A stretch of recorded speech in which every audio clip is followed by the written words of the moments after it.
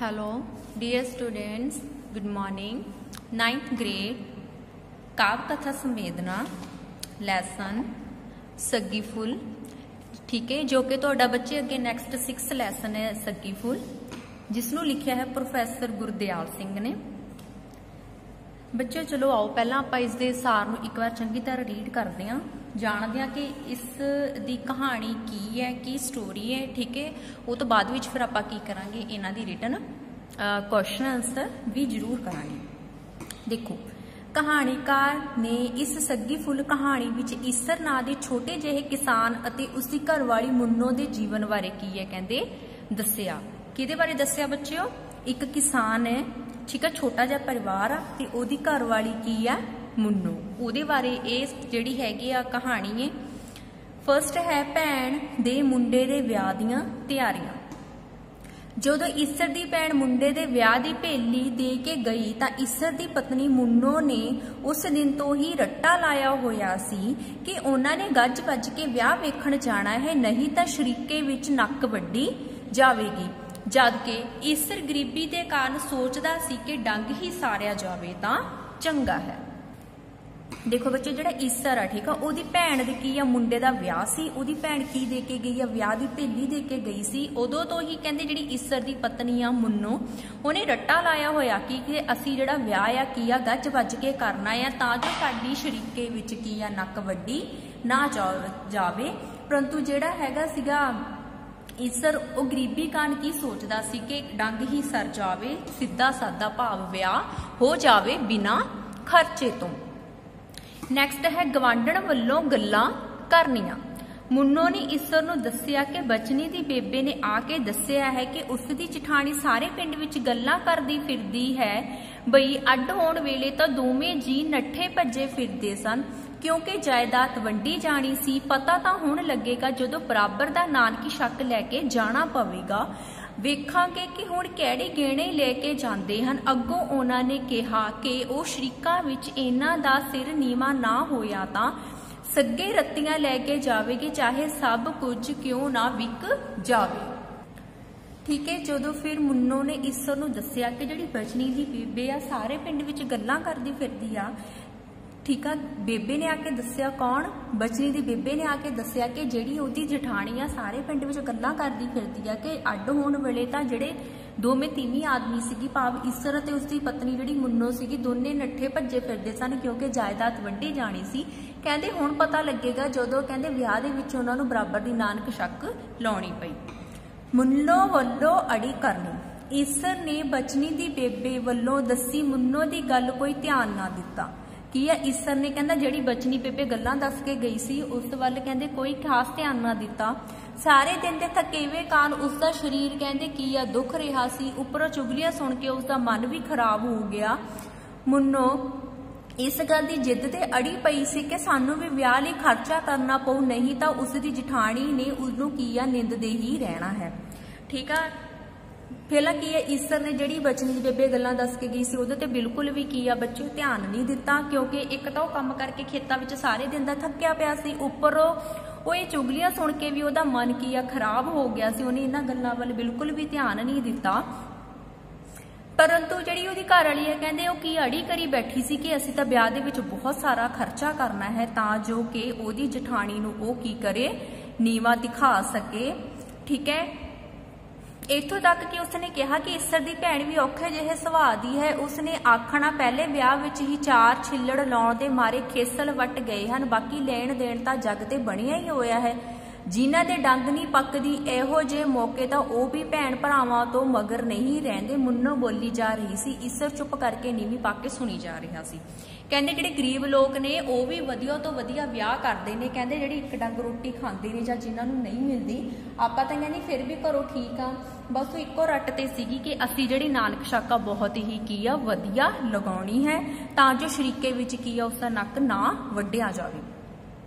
Munro दे घर दे हालात। उसदे घर दी हालत बहुत गुज्जी, उसदे घर दी हालत गुज्जी नहीं सी। जदों ईसर भरा तो अड्ड होया सी तां उसदे विआह लई करजे उत्ते ईसर दी भरजाई नूं अंगूठा लवा लिया सी।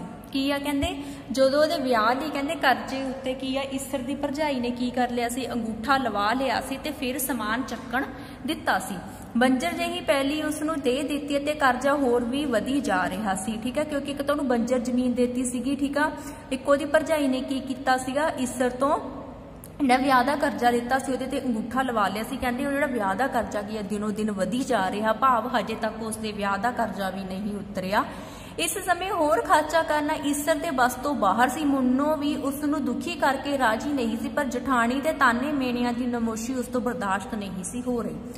कहते मुन्नो नू फिक्र सी अपने पति ईसर की, परंतु वो की है कहते अपनी जठानी और अपनी नंद तो कुछ सुनना नहीं सी चाहती। वो चाहती सी कि शीके विच की आ उसका नाम इज्जत जिहड़ा हैगा आ बनिया रहे।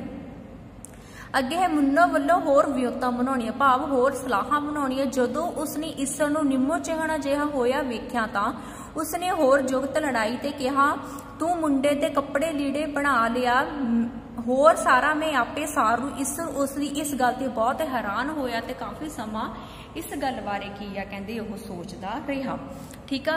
हुण मुन्नो होर की सलाह बना रही सी, उन्हें जदों देखिया कि उसका जिहड़ा पति आ बहुत ज़्यादा निराश जिहा मतलब कि उदास बैठा, तो उन्हें उसनूं की कहा, कहंदी तू मुंडे वास्ते कपड़े लीड़े बना लिया, बाकी मैं आपे सार लूँ। तो ईसर ये देख के बहुत हैरान होया सी, तो सोचदा रहा कि खुद किद्दां करेगी। सग्गी तड़वा के काटे कराउणे। अगले दिन जदों ईसर मंडियों बी लैन चला सी तां मुन्नो ने उसनूं अपना सग्गी बना के नवे फैशन के कांटे बनाउण लई कहा, जिवें दे हरो ने बहू लई बनवाए सन। ईसर नूं सग्गी फुल दे तड़वाउण दा फिकर होण लग जांदा है ते ओ मुन्नो वल वेखण लगा तां मुन्नो उसनूं कहंदी है कि झाकदा की है, इस गल दी कादी नमोशी है। मेरा शेर पुत जिउंदा रहे, सियाणा निकलिया तां ओह होर सग्गियां बनवा लवेगा। ईसर ये सुन के सुन जिहा हो गया जिवें उसदा साह घुट गया, साह घुट रहा होवे, पर मुन्नो ने उसनूं बाहों फड़ के बाहर ले आंदा, ना चाहुंदिया भी ओह मंडी नूं की चले गया। कहते अगले दिन जदों ईसर जिहड़ा सीगा मंडी तो बी लैण गया सी तां उहदी घर वाली ने उहनूं की कीता, अपना सग्गी फुल दित्ता ते उहनूं कहा कि इहनूं तड़वा के नवे फैशन दे की आ कांटे बनवा लियावे। तां इह गल सुण के जिहड़ा ईसर बहुत हैरान हो गया सी, क्योंकि उहनूं पता सी कि जिहड़ी सोने की चीज़ आ एक बार बनदी आ, जे ये भी गवा दिती तो फिर की आ बहुत ज़्यादा औखा हो जाएगा, क्योंकि उन्होंने सिर ते तां पहले ही बहुत ज़्यादा करजा सी। फिर उहदी घर वाली कहंदी आ, कहंदी कोई गल नहीं, जे मेरा पुत जिउंदा रहा तां ਉਹ ਮੈਨੂੰ ਹੋਰ ਸੱਗੀਆਂ ਬਣਾ ਕੇ ਦੇਵੇਗਾ। ਕਹਿੰਦੀ ਝਾਕਦਾ ਕਿ ਇਸ ਗੱਲ ਵਿੱਚ ਕਾਦੀ ਨਮੋਸ਼ੀ। ਕਹਿੰਦੀ ਕੋਈ ਗੱਲ ਨਹੀਂ, ਤੂੰ ਮੰਡੀ ਜਾ ਅਤੇ ਇਸ ਨੂੰ ਬਣਾ ਕੇ ਨਵੇਂ ਫੈਸ਼ਨ ਦੇ ਕਾਂਟੇ ਬਣਾ ਕੇ ਲੈ ਕੇ ਆ। ਮੁੰਨੋ ਵੱਲੋਂ ਵਿਆਹ ਤੇ ਬਣ ਠਣ ਕੇ ਜਾਣਾ। ਮੁੰਨੋ ਨਾਨਕੇ ਮੇਲ ਵਿੱਚ ਸਭ ਤੋਂ ਛੋਟੀ ਸੀ ਅਤੇ ਨਵੇਂ ਫੈਸ਼ਨ ਦੇ ਕਾਂਟਿਆਂ ਤੇ ਸੁੱਚੇ ਤਿਉਰਾਂ ਨਾਲ ਉਸਦੇ ਪੈਰ ਜ਼ਮੀਨ ਤੇ ਨਹੀਂ ਸਨ ਲੱਗਦੇ। उसकी सुंदरता का चाचा श्रीकणा कर रही सन, पर जठानी उस वाल तक भी नहीं सी रही, ठीक है। फिर की आ वो बन थण के विआह ते जांदी आ, ठीक है। नानके मेल विचों सब तो छोटी आ, नवे फैशन के कांटे उहने पाए हुए ने ते हुण उहदे पैर की आ कहंदे जमीन ते नहीं लगदे, ठीक आ। वो बहुत ही ज़्यादा खुश आ। श्रीकणा भी कहंदियां जिहड़ियां हैगियां आंढ गवंढणा ओहदी तारीफ कर रही हन, पर जठानी की आ उस वाल बिल्कुल भी नहीं देख रही, भाव उस तो की करदी है थोड़ी जैलस फील करती है। नानका मेल वालों गिद्धा पाउणा। जिवें ही नानका मेल ने गिद्धा पाउणा शुरू किया तो मुन्नो की अड्डी गिद्धे की ताल नाल की आ वजन लगती है। जदों उसने सिरके दियां कन्नियां फड़ के उसने गेड़ा दिता तो उसका लक सपनी वांग की आ कहंदे सत्त वल खा गया।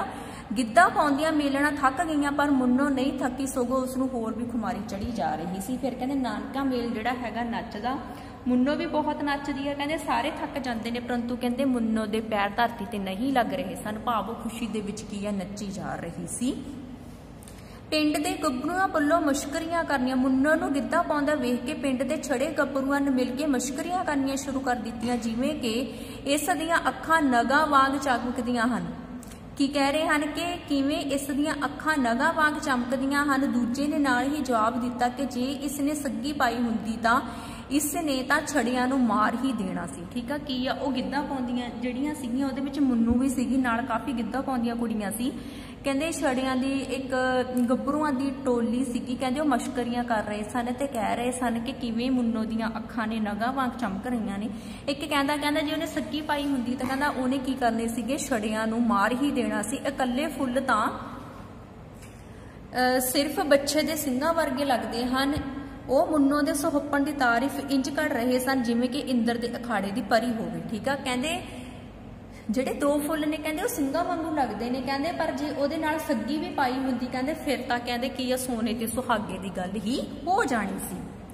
ਮੁੰਨੋ ਦਾ ਮਨ ਉਧਰ ਜਾਣਾ, ਗਿੱਧਾ ਮਿੱਠਾ ਪੈ ਗਿਆ। ਸੱਗੀ ਫੁੱਲ ਦੀ ਕਮੀ ਸੁਣ ਕੇ ਉਸ ਦਾ ਮਨ ਉਧਰ ਜਿਹਾ ਗਿਆ, ਉਸ ਦਾ ਗਿੱਧਾ ਕੀ ਆ ਮੱਠਾ ਪੈ ਗਿਆ, ਭਾਵ ਉਹ ਥੋੜਾ ਘਟ ਗਈ ਸਪੀਡ ਗਿੱਧੇ ਦੀ। ਉਸ ਦਾ ਚਿਹਰਾ ਪੀਲਾ ਪੈ ਗਿਆ ਤੇ ਸਰੀਰ ਦੇ ਅੰਗ ਵੀ ਥਰਕਣ ਦੀ ਥਾਂ ਕੀ ਆ ਕਹਿੰਦੇ ਢਿੱਲੇ ਪੈ ਗਏ। ਉਸ ਦੇ ਥੜਕਦੇ ਪੈਰਾਂ ਦੀ ਤਾਲ ਵੀ ਉਖੜ ਗਈ। ਗਿੱਧਾ ਬੰਦ ਹੋਣ ਤੇ ਮੁੰਨੋ ਸੱਜੇ ਪੈਰ ਦਾ ਗਿੱਟਾ ਫੜ ਕੇ ਕੀ ਆ ਕਹਿੰਦੇ ਬਹਿ ਜਾਂਦੀ ਹੈ। ਮੇਲਣਾ ਦੇ ਪੁੱਛਣ ਤੇ ਉਸਨੇ ਕਿਹਾ ਕਿ ਪੈਰ ਨੂੰ ਮੋਚ ਆ ਗਈ, ਪਰ ਸਿਆਣਿਆਂ ਮੇਲਣਾ ਸਮਝ ਗਈਆਂ ਸਨ ਕਿ ਸੱਗੀ ਫੁੱਲ ਤੋਂ ਬਿਨਾਂ ਉਸ ਦਾ ਕੀ ਆ ਕਹਿੰਦੇ ਮਨ ਜਿਹੜਾ ਹੈਗਾ ਟੁੱਟ ਗਿਆ ਹੈ। ਗੱਭਰੂ ਫਿਰ ਵੀ ਮੁਖੌਲ ਕਰਦੇ ਉੱਥੋਂ ਚਲੇ ਜਾਂਦੇ ਹਨ। ਠੀਕ ਆ, ਹੁਣ ਉਹ ਕੀ ਆ ਬਹਾਨਾ ਲਾਉਂਦੀ ਆ ਪੈਰ ਨੂੰ ਮੋਹ ਚਾਹੀਦਾ। ਉਹਨੇ ਕੀ ਆ ਉਹ ਗੱਭਰੂਆਂ ਦੀ ਜਿਹੜੀਆਂ ਗੱਲਾਂ ਸੀ ਸੁਣ ਲੀਆਂ ਸੀ, ਉਹਨੂੰ ਥੋੜਾ ਕੀ ਆ ਧੱਕਾ ਜਿਹਾ ਲੱਗਿਆ ਸੀ, ਉਹਦਾ ਦਿਲ ਉਦਾਸ ਹੋ ਗਿਆ ਸੀ। ਕਿਹਦੇ ਕਰਕੇ? ਉਹ ਸੱਗੀ ਫੁੱਲ ਕਰਕੇ। ਠੀਕ ਆ ਬੱਚੇ, ਇਹ ਤੁਹਾਡੀ ਸੀਗੀ ਬੱਚਿਓ ਤੁਹਾਡੀ ਕਹਾਣੀ। ਠੀਕ ਹੈ, ਤੁਸੀਂ ਇਸ ਕਹਾਣੀ ਨੂੰ ਇੱਕ ਵਾਰ ਚੰਗੀ ਤਰ੍ਹਾਂ ਘਰੇ ਰੀਡ ਕਰਨਾ ਹੈ, ਕਿਉਂਕਿ ਜੇ ਆਪਾਂ ਕਹਾਣੀ ਚੰਗੀ ਤਰ੍ਹਾਂ ਕਰ ਲਾਂਗੇ ਤੇ ਸਾਡੇ ਕੁਐਸਚਨ ਆਨਸਰ ਕਰਨੇ ਬਹੁਤ ਜ਼ਿਆਦਾ ਈਜ਼ੀ ਹੋ ਜਾਂਦੇ ਹਨ। ਹੁਣ ਜੋ ਥਰਡ ਅਸਾਈਨਮੈਂਟ ਹੈਗੀ ਆ, ਮੈਂ ਉਹਦੇ ਵਿੱਚ ਤੁਹਾਨੂੰ ਇਸ ਲੈਸਨ ਦੇ ਕੁਐਸਚਨ ਆਨਸਰ ਕਰਵਾਏ ਨੇ। ਤੁਸੀਂ ਉਹਨਾਂ ਨੂੰ ਚੰਗੀ ਤਰ੍ਹਾਂ ਰੀਡ ਕਰਨਾ ਤੇ ਆਪਣੀ ਫੇਅਰ ਨੋਟਬੁੱਕ ਤੇ ਬੜੀ ਸਾਫ਼ ਲਿਖਾਈ ਦੇ ਵਿੱਚ ਕਰਨੇ ਹਨ। Thanks, have a nice day.